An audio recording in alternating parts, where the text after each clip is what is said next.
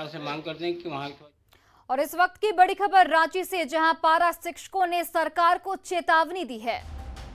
रांची से एक बड़ी खबर आपको बता रहे हैं, जहां पर पारा शिक्षकों ने सरकार को खुलेआम चेतावनी दी है। सरकार को 14 नवंबर तक का अल्टीमेटम दिया गया है पारा शिक्षकों के द्वारा।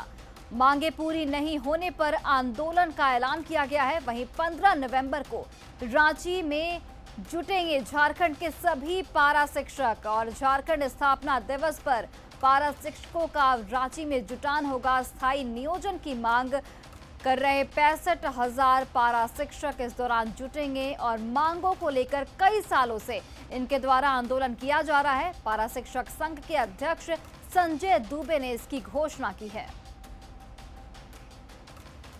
और रांची से हमारे सहयोगी अविनाश कुमार फोन लाइन पर जुड़ गया। अविनाश, पारा शिक्षकों ने सरकार को अल्टीमेटम दिया गया है, क्या कुछ कहना चाहेंगे? जरूर। और अगर जानकारी जो मिल रही है, पारा शिक्षक संघ की बैठक हो चुकी है सभी जिलों में और उस बैठक में यह निर्णय लिया गया है कि यदि पहले से ही जो मांगे सरकार के समक्ष है, स्थायीकरण की मांग की अगर हम बात करें, समान काम के समान वेतन की मांग करें और जो नियमावली बनानी है बिहार के तर्ज पर, कई राउंड की बातचीत हो चुकी है। न्यूज 18 ने इससे पहले भी इस खबर को दिखाया भी है। लेकिन सरकार के तरफ से जो गंभीरता होनी चाहिए और जिस डेडलाइन के अंदर ये प्रक्रिया पूरी कर लेनी चाहिए थी, वो नहीं हो सकी है। और इसी से नाराज होकर जो राज्य के जो 65,000 के करीब जो पारा शिक्षक हैं, उन्होंने अब ये निर्णय लिया है और उनके अध्यक्ष ने ये घोषणा कर दी है कि अगर 14 नवंबर तक सरकार कोई घोषणा नहीं करती है तो 15 नवंबर को फिर से एक बार पूरे राज्य भर के पारा शिक्षक राजधानी में जुटेंगे और यहां से एक नए सिरे से आंदोलन की शुरुआत होगी। आप जानती हैं कि इस वक्त मोरहाबादी मैदान में सहायक जो पुलिसकर्मी है, पिछले 1 महीने से ज्यादा समय का वक्त गुजर चुका है, वो लगातार यहाँ बैठे हुए हैं। तो अब जो सरकार ने चुनाव के वक्त जो घोषणा की थी, जो वायदा किया था, जिनके लिए वायदा किया था, उनके सपने जब टूट रहे हैं, जब उन वायदों पर सरकार खरा नहीं उतर रही है, तो वैसे तमाम जो पहले से ही संविदा के आधार पर कहें, अनुबंध के आधार पर कहें, जो लोग इस वक्त झारखंड में काम करते हैं, 2.5 लाख से ज्यादा की संख्या है, तो वो तमाम लोग अब आंदोलन के मूड में है। और सबसे जो बड़ी संख्या है, अगर हम राज्य के अंदर में कहें, तो ये पारा शिक्षकों की है। 65,000 के करीब पारा शिक्षक हैं और झारखंड में जो शिक्षा की पूरी व्यवस्था है, इन्हीं के कंधों पर टिकी हुई है और ये अब आंदोलन के लिए फिर से एक बार तैयार हो गए हैं। अविनाश, देखिए, सवाल ये भी उठता है कि आखिर अल्टीमेटम देने का मौका क्यों दिया जाता है सरकार की ओर से? जब उनकी मांग जायज है तो उस पर क्यों नहीं फैसला लिया जाता समय रहते हुए?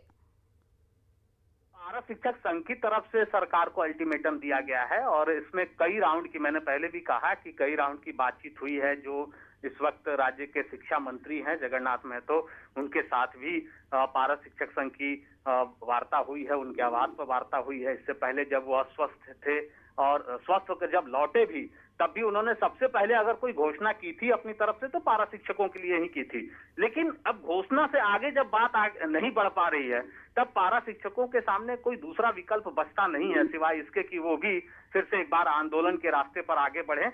इसलिए संभवतः आप ये कह सकती हैं कि राज्य सरकार को 14 नवंबर तक का अल्टीमेटम पारा शिक्षकों ने दिया है। और अगर ऐसा नहीं होता, चूंकि बैठक हो चुकी है, हर जिले में ये बैठक हुई है और बैठक में निर्णय लिया जा चुका है, तो 14 नवंबर तक अगर ऐसा नहीं होता है तो 15 नवंबर को राज्य भर से जो पारा शिक्षक हैं वो झारखंड की राजधानी रांची में जुटेंगे।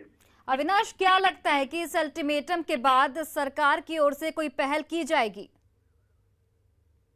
तौर पर पहल की जानी चाहिए अगर मंशा साफ है, अगर जो वायदा पहले से पारा शिक्षक संघ के साथ में वार्ता के दौरान की गई है, अगर सरकार उस ओर आगे बढ़ना चाहती है, अगर सरकार उस ओर कदम बढ़ाना चाहती है, उनके साथ न्याय करना चाहती है और जिस नियमावली बनाने के बाद उन्हें रखने की बात हो रही थी, वो अगर आगे नहीं बढ़ पाती तो कोई विकल्प बचता नहीं है। क्योंकि जो पारा शिक्षक हैं इस वक्त अगर आप देखें, उनकी उम्र को भी अगर आप देखें और जितने साल से वो लगातार सेवा दे रहे हैं झारखंड के शिक्षा विभाग में, उनके पास भी कोई दूसरा विकल्प या नौकरी की कहीं कोई तलाश और बचती नहीं है, सिवाय इसके कि वहां जहां वो काम इस वक्त कर रहे हैं वहां उन्हें जो मानदेय मिलना चाहिए, जो समान काम का समान वेतन की वो बात कर रहे हैं, वो अगर नहीं मिल पाता है तो वो कहाँ जाएंगे।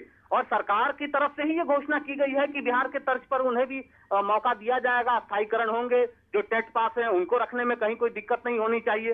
तो ये प्रक्रियाएं हैं और राज्य के अंदर आपको यह भी पता है कि 72,000 के करीब ऐसे शिक्षक पद जो है वो रिक्त है, तो वहां इस बहाली भी होनी है। तो ऐसे जो पारा शिक्षक हैं जो सक्षम है, जो अनुभवी है, जिनकी पात्रता है, उन्हें सरकार रख सकती है। और खासकर मैंने पहले भी कहा कि जो टेट पास है शुरुआत वहां से होनी चाहिए ताकि जो दूसरे पारा शिक्षक है उनके अंदर भी उम्मीद जगे।